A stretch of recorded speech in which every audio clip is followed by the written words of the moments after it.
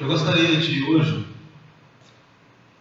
poder ter ido a um outro lugar, um pouco longe daqui, dar um abraço na minha mãe, dar-lhe um presente. Mas eu acredito que se eu chegasse lá de mãos abanando e dissesse: mãe, eu sou o seu presente, ela já iria ficar satisfeita, já iria ficar feliz. Mas não foi possível. Nessa noite eu quero falar de um presente que uma mãe ganhou. Um presente extraordinário que uma mãe ganhou e que está registrado na Palavra de Deus. Convido os amados a abrirem a Palavra do Senhor em Lucas, capítulo de número 7, versos 11 até o verso de número 17. Lucas, capítulo 7, versos 11 até o verso de número 17. Aqueles que encontraram, por gentileza, os que puderem se colocar de pé, vamos ler juntos esse texto, de maneira altissonante. Leiamos. Em dia subsequente, dirigia-se Jesus a uma cidade chamada Naim, e iam com ele os seus discípulos e numerosa multidão. Como se aproximasse da porta da cidade, eis que saía o enterro do filho único de uma viúva, e grande multidão da cidade ia com ela. Vendo-a, o Senhor se compadeceu dela e lhe disse: não chores. Chegando-se, tocou o esquife e, parando os que o conduziam, disse: jovem, eu te mando, levanta-te. Sentou-se o que estivera morto e passou a falar, e Jesus o restituiu à sua mãe. Todos ficaram possuídos de temor e glorificavam a Deus, dizendo: grande profeta se levantou entre nós, e Deus visitou o seu povo. Esta notícia a respeito dele divulgou-se por toda a Judeia e por toda a circunvizinhança. Pai querido, nós lemos uma porção da sua palavra, Senhor. Nós queremos pedir ao Pai que o Senhor nos instrua, nos ensine, nos edifique, nos corrija. Abençoe-nos, Deus. Abençoe-nos, Deus, e todos saberão que temos um grande Deus. Um Deus que se preocupa, que cuida dos seus filhos. Um Deus que vê a sua dor, a sua necessidade, os seus anseios e providencia a satisfação para eles. Obrigado, Deus. Te rendemos graças em nome de Jesus, nosso amado Senhor e Salvador. Amém. Os irmãos podem se assentar. O texto fala que o Senhor Jesus estava passando próximo a uma cidade chamada Naim. Na verdade, é com muita boa vontade que a gente chamaria Naim de cidade. Naim era uma pequena vila, um vilarejo em um oásis. O nome Naim significa lugar agradável, lugar de refrigério, significa aconchego, tranquilidade, consolação. E era de fato uma região agradável, porque ficava nas encostas do Monte Tabor, uma região de clima mais ameno em Israel. Era perto, por exemplo, do lugar onde Saul foi consultar a pitonisa de Endor. E é um lugar tão agradável que existe, essa cidadezinha existe até hoje, continua sendo uma cidadezinha. Hoje é uma aldeia habitada somente por árabes, e o nome é mais ou menos parecido ao que era antigamente. Hoje eles a chamam de Moim. E apesar de ser um lugar muito agradável para se morar, era uma vila pequena, era menor do que Cafarnaum. E Jesus tinha passado em Cafarnaum um dia antes, e Jesus havia curado ali o servo do centurião. Só que Naim não tinha a mesma importância estratégica, geográfica que Cafarnaum tinha. Então, era uma vila que sobrevivia, entre outras coisas, de plantar trigo, uva, figo e olivais, e criava alguns animais nas encostas dos montes. Não tinha como crescer, era uma região cujas condições de cultivo também eram pequenas. Então, depois de deixar a cidade de Cafarnaum, Lucas registra que Jesus vai começar uma caminhada por várias cidades da região. Que Jesus ia iniciar um périplo de cidade em cidade, e a primeira visita de Jesus é a esta pequena aldeia. E uma grande multidão, o texto diz que grandes multidões seguiam Jesus, e uma multidão acompanhava Jesus na entrada desta cidade. Só que a chegada de Jesus num lugar chamado aprazível e agradável se dá num momento de grande tristeza para uma senhora, para uma mãe e para toda aquela aldeia. Há um velório naquele momento, e uma grande multidão da cidade acompanhava aquele velório. A gente pode presumir que, por ser uma vila pequena, cidadezinha minúscula, todos conheciam a todos. Todos se conheciam por nome e sobrenome, como costuma acontecer em cidades do interior. Um exemplo: a minha mãe, na minha cidade, olha que a minha cidade hoje já tem 50 mil habitantes, e se contar a cidade vizinha, que antigamente era a mesma cidade, vai dar quase 90 mil, a minha mãe é conhecida pelo seu nome, pelo nome do seu pai e pelo nome do seu avô. Ela é chamada de Tonha de João de José Félix. Ou seja, conhecem não apenas a minha mãe, mas o pai dela e o avô dela. Isso é muito comum em cidades pequenas. E ali em Naim, todos deveriam se conhecer, todos deveriam ter algum grau de parentesco, e provavelmente todos estavam lamentando aquele duro golpe que aquela senhora sofrera. Ela já havia perdido seu esposo, e agora ela perdia também o seu único filho. Era o que em Israel eles consideravam, eles chamavam de verdadeira viúva, sem marido e sem filhos, sem nenhum amparo. Agora vocês imaginem uma centena de pessoas ou centenas de pessoas num lugar chamado Consolo, e a única coisa que eles podiam fazer para com aquela mulher era chorarem com ela. Eles não podiam consolá-la satisfatoriamente, eles não podiam confortá-la, eles não podiam diminuir a sua dor e nem resolver o seu problema. A dor daquela mulher vinha de uma grande perda pessoal, vinha da morte do seu único filho. Isso é uma dor excruciante. Para piorar o quadro daquela mulher, perdendo o seu único filho, ela perdia o arrimo da sua velhice. Ela não teria ninguém para cuidar dela na sua velhice. Vamos piorar um pouquinho este quadro. Ela perderia a herança da sua família, porque logo se apresentaria um parente do seu marido para requerer a herança, como havia acontecido, por exemplo, nas terras de Noemi. Pagaria uma indenização e só. Para complicar ainda mais, nós não sabemos há quanto tempo aquela mulher era viúva. Nós não sabemos quanto esforço ela teve para cuidar do seu filho sem o seu marido. E quando chegava a hora que ela pensava que finalmente o seu filho poderia ajudá-la, poderia assumir os negócios da família, ela é atingida por essa calamidade. Este jovem filho dela deveria ter entre 17 e 18 anos. Era a hora de começar mesmo a assumir as coisas, a trabalhar, a cuidar dela. E ela o perde. E agora nós temos uma senhora sem ISS, sem pensão, sem aposentadoria, sem nenhum amparo social, que iria receber uma pequena indenização pela propriedade da terra e, quem sabe, contar com a bondade, com a benevolência daquele que ficasse com os bens que eram do seu marido. Não era um quadro absolutamente animador. Em Naim, lugar agradável, a cena não é nada agradável. Como consolar alguém assim?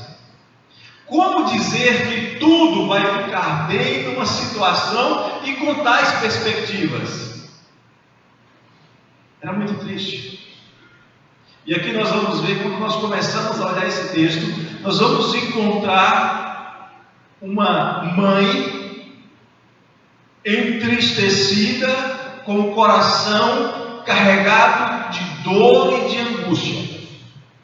Verso 11 diz que em dias subsequentes Jesus dirigia-se a uma cidade, Naim, com ele e seus discípulos, numerosa multidão, e aproximando-se da porta da cidade, saía o enterro do filho único de uma viúva, e grande multidão da cidade ia com ela. Vendo-a, o Senhor se compadeceu dela e disse: não chores. Onde é que está a tristeza dessa mulher? Primeiro, o Senhor sentiu a sua tristeza junto com ela, compadeceu-se. Segundo, o texto diz que Jesus fala para ela não chorar, porque ela estava chorando e chorando com razão.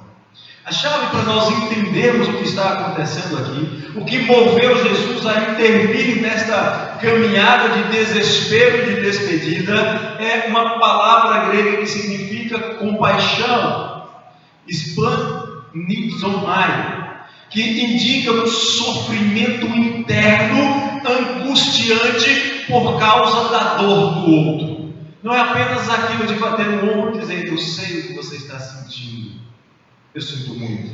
É mais do que isso. A expressão usada por Lucas diz-nos que Jesus de fato sofreu no seu íntimo com o sofrimento daquela mulher e sentiu-se impulsionado a agir por causa deste sofrimento, por causa deste sentimento. A gente não está falando aqui de um sentimento de empatia, de querer estar ao lado, mas é muito mais. É um sofrimento que atinge o fundo do seu ser. É um sofrimento, é um sentimento que produz uma agonia interior. Lucas está falando de um sentimento que atingiu, queridos, o mais profundo do ser do Senhor Jesus. E então o Senhor literalmente foi impelido do seu interior a agir para pôr fim à dor e à agonia daquela mulher viúva. Talvez você já tenha sentido em algum momento um impulso irresistível para agir. Por exemplo, quando acontece alguma coisa que te irrita profundamente, você age movido por raiva, por ira, descontroladamente, faz coisas impensadas. A palavra é a mesma. Esse mover-se nas entranhas. Só que o sentimento de Jesus não era de ira, era exatamente o contrário. O sentimento de Jesus era um interesse real de agir para diminuir a dor do outro, ainda que ele próprio, Jesus, não tivesse motivo nenhum para sentir dores. Ele ia passando numa cidade que ele não conhecia, onde ele não era conhecido, onde ele não tinha parentes, não era o parente dele, não era a mãe dele, não era a tia dele, não era a cuidadora dele, não era ninguém que ele conhecesse. Mas ele se sente motivado a cuidar do coração daquela mulher. Se eu perguntar para você, mãe, como você estaria se sentindo no lugar daquela viúva? Talvez aqui já tenha alguma mãe que tenha tido a dor de conduzir o enterro de um filho. Provavelmente todos nós aqui já tivemos a dor de estar presente no enterro de um parente próximo, pai, mãe, tio, irmão, avô. É sempre dolorido. Mas uma mãe enterrar um filho a quem ama, enterrar um único filho é uma dor diferente, que mexe com a ordem natural das coisas. O normal é nós, filhos, começarmos a nos preparar para um dia conduzirmos nossos pais. É a lei natural, é o caminho da vida. Nascer, crescer, reproduzir-se, envelhecer e morrer. No caso dos crentes, sem se esquecer de glorificar a Deus em cada uma dessas etapas. Mas o fato é que nenhuma mãe espera sobreviver a seus filhos. E aquela mulher só tinha um, só tinha aquele.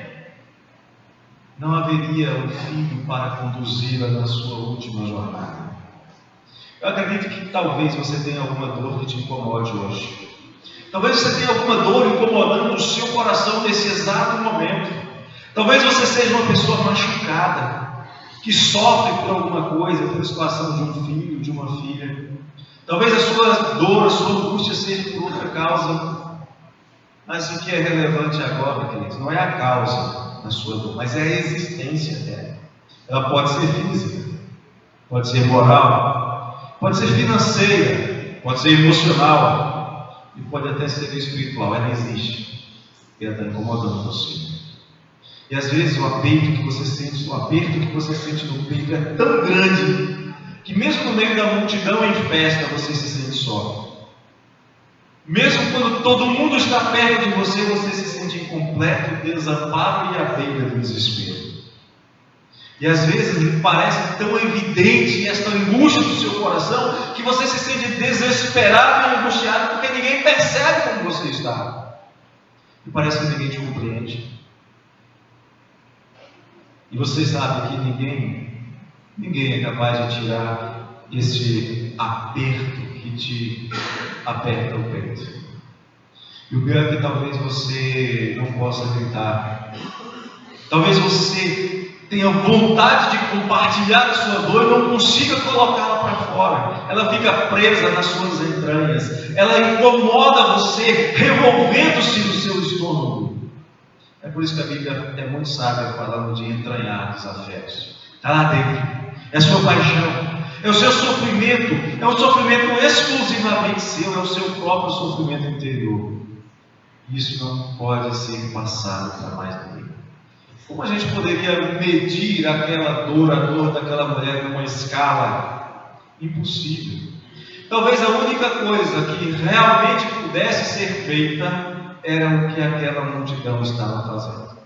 Estavam ao lado dela naquele momento de dor. E provavelmente muitos estavam chorando com altos lamentos. Era costume em Israel. No mundo oriental, entre os egípcios, babilônicos, assírios, entre os gregos e entre até os romanos, havia um grupo de pessoas que eram chamados de choradores profissionais. Tinha um enterro e estava lá para chorar. No Nordeste do Brasil, em alguns lugares antigamente, tinha também as chamadas carpideiras. E tinha carpideira profissional que recebia para chorar no enterro, treinava para isso. E esse choro só aumentava o clima, o ambiente de tristeza. E em Naim, ninguém ousava chegar até aquela mulher e dizer: não chora não. Pelo contrário, eles esperavam mesmo que ela chorasse, e mais ainda, eles incentivavam que ela mostrasse o estado de desespero do seu coração, até que Jesus chega. A tristeza dela era justificada, ela tinha razão para estar triste, mas aí Jesus chega. E aí nós vamos ver a intervenção inesperada de Jesus, que vai contrariar o costume e o senso comum. Lucas 7,13 diz que, vendo-a, ela chorava, o Senhor se compadeceu dela e lhe disse: não chores. Ali em Naim as coisas não estavam nada agradáveis. Não havia nada que pudesse consolar aquela mãe e talvez algumas outras pessoas próximas. E havia pessoas que estavam ali exclusivamente para chorar. E então Jesus chega. E era uma presença que eles não esperavam. Jesus já era conhecido, já era famoso. Jesus já estava no início da etapa final do seu ministério terreno. E é provável que alguém tenha pensado como as irmãs de Lázaro: se Jesus viesse aqui antes, se Jesus tivesse vindo aqui enquanto o fim não chegou, enquanto o mal maior não aconteceu, quem sabe esse jovem não tivesse morrido. E aí Jesus chega e diz para aquela mulher: não chore. Alguém vai dizer: por que você não veio antes? Jesus não apresenta nem uma palavra de lamento. Jesus não oferece nenhuma palavra de conforto. Jesus, de maneira simples e direta, diz: não chores. E não foi um imperativo absurdo. Jesus não estava ali para proibir que aquela mulher sentisse a sua dor ou lamentasse a sua perda. A maneira que Jesus falava com ela dizia: não chores permanentemente. Não permaneça presa ao seu choro. Deixa eu traduzir isso para a nossa realidade. Para os habitantes de Naim, provavelmente Jesus, o profeta de Nazaré, aquele que fez milagres em Jericó, em Cafarnaum, em Jerusalém, para eles ele era o grande rabi, o grande mestre que atuava nos grandes centros, nos grandes eventos, nos lugares importantes. Mas ali em Naim, uma vilazinha pequena e insignificante, eles não poderiam esperar a presença de Jesus. E em seus momentos de dor só podiam contar uns com os outros, e na prática ninguém podia resolver o problema do outro. Jesus para eles era famoso demais, era um grande mestre, importante demais e ocupado demais para se importar com eles. É muito comum ouvir pessoas dizendo que Deus está ocupado demais com coisas grandes demais para se importar com problemas insignificantes demais, como os nossos problemas do dia a dia. Mas isso é um engano terrível, queridos. É exatamente o que Satanás quer que você pense. Deus é grande demais, seu problema é pequeno demais, Deus não está nem aí para você. É exatamente o que o diabo quer que você pense. É exatamente o que o mundo quer que você pense. É exatamente a visão de Deus que o mundo quer que você pense. Que você considere Deus como alguém que não se importa com você. E é claro, se você considera que Deus não se importa com você, por que você vai se importar com Deus? Afinal de contas, deixa Ele lá, você cuida da sua vida. Mas você sabe qual é a parte da sua vida com a qual o Senhor não se importa? Sabe qual é a parte da sua vida com a qual o Senhor não tem a mínima importância? A resposta é nenhuma. Nenhuma. Ele se importa com cada detalhe da sua vida. O Senhor cuida da sua vida nos mínimos detalhes. Cada sentimento, cada pensamento, cada lamento, Ele ouve. Porque Ele é o sumo sacerdote semelhante a nós, que conhece a nossa dor e que se compadece das nossas dores. E Jesus se importava assim com o choro daquela mulher, porque Ele sentia em seu próprio ser a sua dor, assim como Ele se importa com o seu choro, com a sua dor, com a sua angústia, e diz para você que você pode colocar a sua vida nas mãos dEle, que você pode confiar nele, que você não precisa se desesperar, porque mesmo que você tenha que passar pelo vale da sombra e da morte, Ele vai continuar cuidando de você. Ele não vai abandonar você. E aquela mulher, era uma mulher que atravessava o vale de Jezreel, rumo ao cemitério. Metaforicamente nós podemos dizer que ela estava passando pelo vale da sombra e da morte. Mas ela foi consolada pelo Senhor.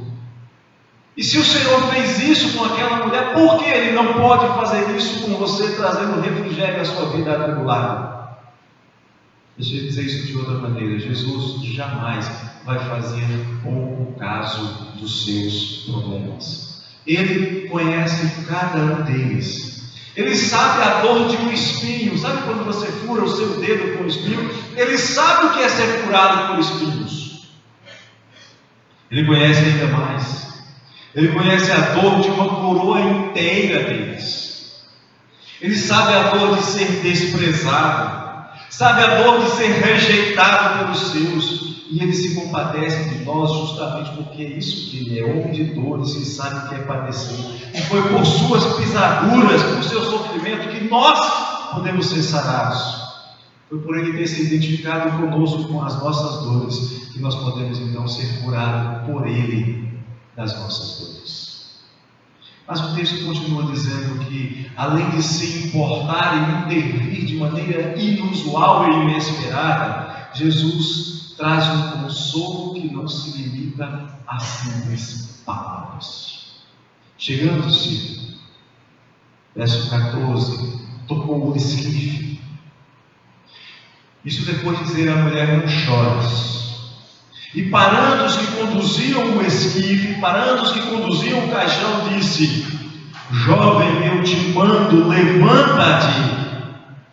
Sentou-se o que estivera morto e passou a falar. E Jesus o restituiu à sua mãe. Eu não tenho a menor dúvida de que algumas coisas que os crentes fazem e dizem, às vezes causam estranheza na restante das pessoas. Há alguns anos eu fui celebrar um culto fúnebre. Era o momento em que uma pessoa ia ser enterrada, e o filho da pessoa que estava sendo enterrada, junto com o seu genro, vieram falar comigo e disseram: pastor, eu quero que este culto seja um culto de ação de graças. E mais, no momento que foi iniciado o culto, eu quero dizer para todos que aquele é um culto de ações de graças. E começamos o culto naquele dia cantando: por tudo que tens feito, por tudo que vais fazer, por tuas promessas, eu quero te agradecer com todo o meu ser. Depois do livro 14, vamos nós louvar a Deus, vamos. Como assim? Louvar a Deus é agradecer por tudo que Deus tem feito em um momento tão triste quanto um velório? Isso é tão estranho como, por exemplo, dar graças a Deus quando você está fazendo a visita a um enfermo. Eu sei que agradecer em momentos de provação, de enfermidade é estranho. Tão estranhas quanto foram as palavras de Jesus para aquela mulher: não chores. Mas ele vai mais além. Ele manda parar o féretro. Ele manda parar o velório. Queridos, já era a caminhada final. Já estavam a caminho do cemitério. Não havia mais tempo para mais nada. Jesus manda parar tudo. E o rabino, e o mestre Jesus faz algo que nenhum outro rabino em Israel jamais faria. Antes de eu explicar o que ele fez, lembre-se, Jesus estava a caminho de Jerusalém. Jesus estava a caminho do templo. Jesus estava indo para celebrar aquela Páscoa que ele mesmo disse que ansiava por ela. Só que para entrar no templo naqueles dias tinha algumas regras. E entre essas regras estava a de não estar em um estado de impureza. Por exemplo, o homem não poderia ter contato com a sua esposa naquele período imediatamente posterior ao período de fertilidade. Ele não poderia, por exemplo, tocar num doente com uma enfermidade contagiosa. Ele não podia tocar num animal morto. Ele não podia sequer tocar num ser humano morto, mesmo que fosse seu pai ou sua mãe. Isso nos ajuda a entender uma pequena história contada por Jesus, e que quando Jesus a contou, isso causou a ira dos religiosos judeus que se escandalizaram contra ele. A história do bom samaritano. Segundo a história contada por Jesus, aqueles homens que eram todos judeus estavam saindo de Jerusalém. Eles tinham ido para o mesmo lugar. Eles tinham ido para o mesmo lugar com o mesmo propósito. Eles deixaram suas casas e foram a Jerusalém adorar juntos no mesmo lugar, segundo os mesmos valores religiosos, segundo a mesma doutrina e ao mesmo Deus. O primeiro dos homens aí é um homem comum. Levou a sua oferta, prestou o seu culto, obedeceu o que estava prescrito em Deuteronômio 14 e agora retornava para casa e atacado por um grupo de salteadores. Se fosse uma história e não uma parábola, talvez a gente pudesse imaginar que um daqueles ladrões fosse Barrabás ou aqueles dois que foram crucificados ao lado de Jesus. Mas é só uma história, é só uma parábola. Mas o fato é que nessa história nós temos ali um homem caído, ferido, espancado, dado como morto, parecendo morto. E em seguida passa por ali um sacerdote que estava deixando Jerusalém rumo a Jericó. Segundo a escala sacerdotal que foi elaborada por Davi, cada família oficiava 2 vezes por ano. Um sacerdote raramente tinha oportunidade de ter uma segunda chance de oficiar no templo. Se esse sacerdote estivesse indo para Jerusalém, poderia usar essa desculpa: não, eu não toquei nele com medo de estar morto, porque senão eu não poderia cumprir com a minha obrigação, e era a única vez na vida que eu teria oportunidade de cumprir. Mas ele estava voltando de Jerusalém, ele estava descendo, ele já tinha ido ao culto, ele já tinha cultuado, ele já tinha adorado, ele já tinha feito tudo o que tinha para fazer. Depois dele passa um levita, o mesmo caminho, vindo do mesmo lugar, com o mesmo destino. Queridos, eles adoraram o mesmo lugar, os 3, serviram ao mesmo Deus, cantaram os mesmos salmos, leram o mesmo livro sagrado, comeram do mesmo sacrifício e passaram ao lado, deixando o outro lá.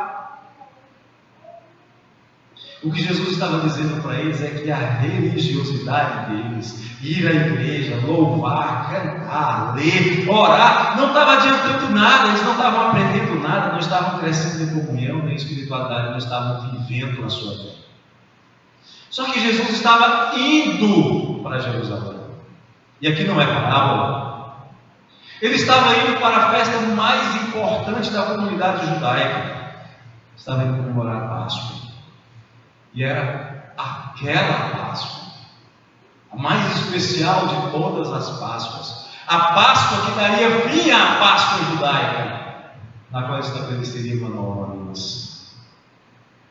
E para surpresa, para o assombro de todos os que seguiam Jesus, Deus diz que uma numerosa multidão seguia. Ele se dirige à comitiva fúnebre. Ele poderia tranquilamente fazer como o sacerdote e o levita da história. Já que está todo mundo da cidade indo direto para o enterro, ele poderia passar pela cidade sem nem entrar. Ganhava tempo na sua viagem. Ninguém se espantaria se ele passasse ao largo. Mas para mais espanto ainda, ele se aproxima do esquife. O risco aqui é grande. Se alguém tivesse tocado no morto e tocasse em Jesus, ele poderia ser considerado impuro. E se Jesus fosse considerado impuro, nós não teríamos um mediador santo. E ele faz algo ainda mais assombroso para todos. Ele toca no esquife. Pronto. Está tudo perdido. Jesus agora podia ser acusado de não conseguir cumprir toda a lei. Mas Jesus não se limita a tocar no esquife. Ele não se limita a dizer palavras de consolo à mãe enlutada. Ele age, Ele é o Senhor da vida, Ele reina sobre todas as coisas. Tudo foi feito por Ele, por meio dEle e para Ele. E a morte é só uma coisa que foi criada. Assim como a enfermidade daquele homem cego de nascença, aquele momento era um momento para a glória de Deus, para a glória do Senhor Jesus. E é por isso que Ele então age. E a sua presença transforma em plenitude de alegria a mais profunda tristeza. Me faz lembrar o Salmo 16, verso 11: Tu me farás ver os caminhos da vida, na tua presença a plenitude de alegria, na tua destra delícias perpetuamente. A ação de Jesus não se limita a dizer àquela mãe: não chora. Ele diz ao jovem: levanta-te. Espera, falar com a mãe para não chorar ainda vai, mas falar com um morto para levantar é estranho demais, não para Jesus, o Senhor da vida. E quando ele diz ao jovem: levanta-te, aquele que estava morto se levanta. Jesus age para consolar o coração de uma mãe. Jesus age para dar o mais valioso, o mais precioso presente que uma mãe poderia ganhar. No caminho de Naim, no lugar cujo nome sugeria conforto e consolo, antes da chegada de Jesus só havia tristeza. Presta atenção nisso. Qualquer lugar, qualquer situação, por mais agradável que lhe pareça, sem Jesus só acaba no cemitério. Se você está acostumado a carros de luxo, lembre-se que a sua última condução será no esquife. Se você está acostumado a ternos Pierre Cardin, seu último paletó vai ser de madeira. Esqueça disso, não. Mas com a presença de Jesus, na presença daquele que se importa com as suas dores, mesmo no caminho do cemitério, mesmo onde imperava a morte, você poderá experimentar plenitude de alegria. Quero que você guarde isso no seu coração, porque nesta mensagem você aprendeu que o melhor lugar do mundo, o lugar que lhe parecer mais agradável neste mundo, é no máximo um oásis num deserto antes de você render-se definitivamente ao aguilhão da morte. Talvez você tenha vindo para esse lugar agora com uma grande dor no seu coração. Talvez sua dor não seja tão grande quanto a dor daquela mãe, mas é uma dor verdadeira, é uma dor justificada, é uma dor sofrida, sem esperança, sem a presença de Jesus. Talvez você ache estranho demais esse negócio de, assim como Jesus falou para a mulher, não chores, quando alguém te diz, confia em Jesus, e você de maneira bem adolescente disse, nada a ver. Talvez fira o seu senso comum, você estando super atarefado, correndo de um lado para o outro, tentando resolver os seus problemas, e de repente alguém chega e diz para você, para, descansa no Senhor, confia nele, espera nele. Eu espero sinceramente que não seja necessário que você esteja no limiar da dor, no máximo da dor, para que finalmente você confie a sua vida ao Senhor. Quando você estiver enfrentando sofrimento, dúvidas, angústias da vida, eu, a igreja, amigos, nós podemos ficar do seu lado. Nós podemos acompanhar você, ouvir o seu choro, oferecer um ombro para você, mas só Jesus traz consolo que conforta o coração. Só Jesus é capaz de tirar a dor do seu coração. É só Jesus que é capaz de apontar para a eternidade e falar ao mais profundo do seu coração. Não chore porque eu resolvo tudo.